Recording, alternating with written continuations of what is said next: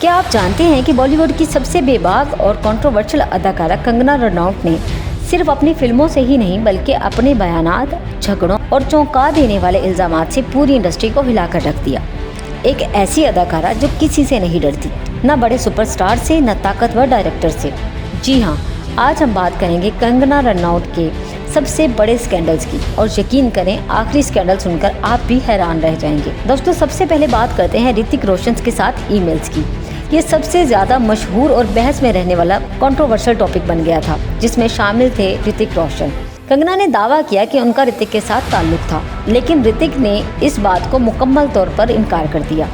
پھر سامنے آئی وہ ای میلز جن میں کنگنا مبینہ طور پر رتک کے ساتھ اپنی محبت کا اظہار کر رہی تھی۔ کچھ لوگوں نے کنگنا کا ساتھ دیا، جبکہ کچھ نے کہا کہ یہ یک طرفہ معاملہ تھا۔ یہ کنٹروورسی اتنی بڑھی کہ قانونی نوٹسز تک بات پہنچ گئی، مگر آج تک سچ کیا ہے یہ ایک راز ہی ہے۔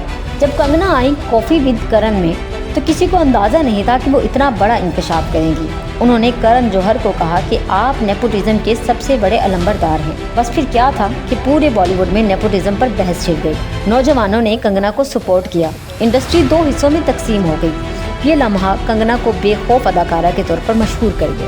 پھر آیا آدتیہ پنچولی کے ساتھ الزامات کا اسکینڈل۔ اپنے کیریئر کے آغاز میں کنگنا نے آدتیہ پنچولی پر سنگین الزامات لگائے۔ انہوں نے کہا کہ انہیں جسمانی اور ذہنی طور پر ہراساں کیا گیا۔ ان کے کیریئر کے آغاز میں ان کا فائدہ اٹھایا گیا۔ کچھ لوگوں نے ہمدردی ظاہر کی، لیکن کچھ نے ثبوت کی کمی پر سوال اٹھائے۔ یہ اسکینڈل کنگنا کی ذاتی زندگی کے مشکل پہلو کو ظاہر کرتا ہے۔ سشانت کیس اور بالی ووڈ مافیا۔ 2020 میں سشانت سنگھ کی موت کے بعد کنگنا نے کھل کر بالی ووڈ پر الزام لگایا۔ انہوں نے کہا یہ کوئی سوسائڈ کیس نہیں بلکہ ایک پری پلانڈ مرڈر تھا۔ ساتھ ہی انہوں نے بالی ووڈ مافیا کا لفظ استعمال کیا۔ لاکھوں لوگوں نے ان کی حمایت کی، کچھ نے کہا کہ وہ معاملے کو بڑھا چڑھا رہی ہیں۔ کنگنا اپنے کنٹروورشل ٹویٹس کے لیے بھی جانی جاتی ہیں۔ ان کے سخت بیانات کی وجہ سے ان کا اکاؤنٹ ٹویٹر سے سسپینڈ کر دیا گیا تھا۔ وجہ کیا تھی کہ پالیسی کی خلاف ورزی کی جا رہی تھی، سخت اور کنٹروورشل لینگویج یوز کی جا رہی تھی۔ کچھ نے آزاد اظہار کیا، کچھ نے کہا کہ حد ہی پار ہو گئی۔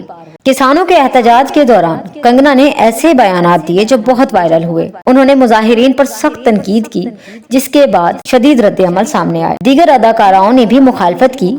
یہ ٹاپک ان کی شخصیت کو مزید کنٹروورشل بنا گیا۔ پھر ہوا مہاراشٹر حکومت سے ٹکراؤ۔ یہ سب سے بڑا ڈرامٹک اسکینڈل تھا۔ کنگنا نے مہاراشٹر کی حکومت پر تنقید کی، اس کے بعد ان کا دفتر ختم کر دیا گیا۔ کنگنا نے اسے انتقامی کارروائی کہا، جبکہ حکومت نے اسے غیر قانونی تعمیر قرار دیا۔ پورے ملک میں اس کی بحث چھڑ گئی، عوام دو حصوں میں تقسیم ہو گئی۔ تو دوستوں، یہ تھے کنگنا رناوٹ کے سب سے بڑے اسکینڈلز۔ ایک طرف وہ ایک باصلاحیت اداکارہ ہیں تو دوسری طرف ان کی کنٹروورشل شخصیت نے انہیں سب سے الگ بنا دیا ہے۔ اب سوال یہ ہے کہ کیا کنگنا سچ بولتی ہیں یا یہ سب صرف شہرت حاصل کرنے کا طریقہ ہے؟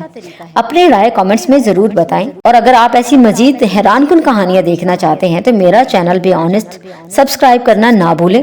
ملتے ہیں اگلے ویڈیو میں، تب تک کے لیے اللہ حافظ۔